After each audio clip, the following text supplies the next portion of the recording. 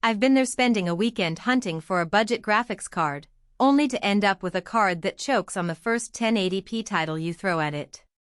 The regret of that cheap alternative sticks with you long after you've unplugged the rig, because you're left wondering if you should have just splurged on something more capable. That hesitation is exactly why I wanted to dig into the PNY GeForce RTX 3090 XLR8 EPIC-X before I hit the record button. Link is in the description if you want to check the product details on Amazon. The RTX 3090 sits at the top end of the Ampere lineup, and it's the kind of card that promises to future-proof a build for years. That promise can feel like a gamble, especially when you factor in the price tag and the fact that not every gamer needs that kind of raw horsepower. My first question was simple: does this particular PNY version give you a sensible return on the investment, or is it just a glorified status symbol for people who already have everything else covered? Let's start with the real-world setup. I installed the card in a mid-tower case that already had a decent airflow plan, 2 intake fans at the front, 1 exhaust at the back, and a 240mm radiator on the top. The triple fan cooler on the EPIC-X is visibly larger than the reference blower, and the fans spin up to a respectable 2,500 revolutions per minute under load. In my tests, the GPU temperature hovered around 68°C while running a 4K benchmark in Cyberpunk 2077 with ray tracing turned on. That's a comfortable margin, meaning the card stays cool without the fans screaming at full tilt. If you run a smaller case with tighter airflow, you'll notice a bit more heat, but the fan curve is aggressive enough to keep temperatures from spiking into the 80°C range. What matters most for a gamer is whether the card can actually deliver on the promises when you sit down to play.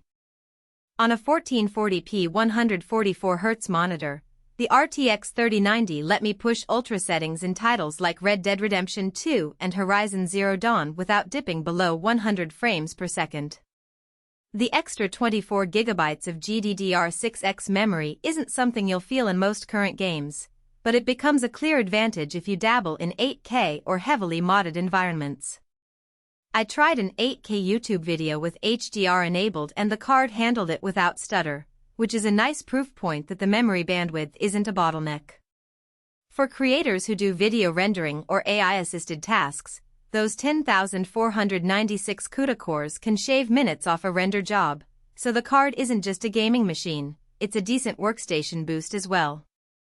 Now, let's talk money. The RTX 3090 is still priced well above the average high-end GPU, and the PNY version doesn't typically come with a massive discount compared to the flagship models from Asus or MSI. The value you actually get is hidden in the no-compromise performance envelope. If you're already planning a 4K or 8K setup, the cost of a lower-tier card would quickly show up as lower frame rates, more frequent DLSS reliance, or the inability to use the highest texture packs.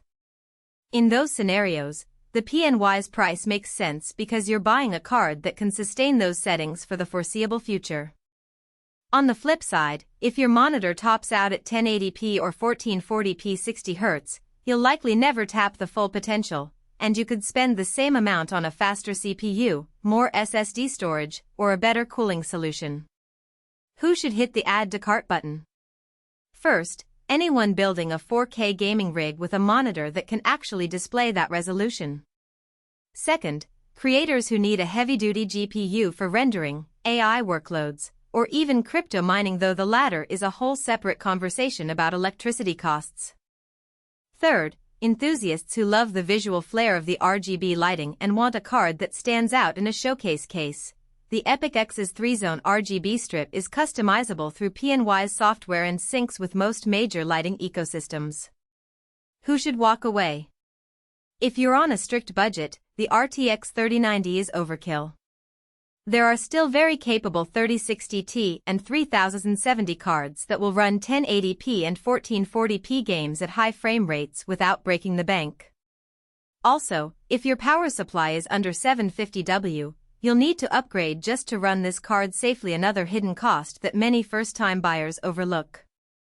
Finally, if you're not planning to upgrade your monitor in the next couple of years, you'll probably never see the benefit of that massive VRAM pool. In terms of practical strengths, the card shines when you push it. The large VRAM buffer, combined with the Ampere architecture's second-generation ray tracing cores, means you can enable ray tracing and DLSS together without a massive hit to performance. The triple fan cooler does a solid job keeping the card quiet during long sessions. There's a noticeable drop in fan noise compared to the reference blower, especially once the temperature stabilizes. The PCIe 4.0 interface also future-proofs you if you ever upgrade to a newer motherboard, ensuring the card can draw the full bandwidth it's capable.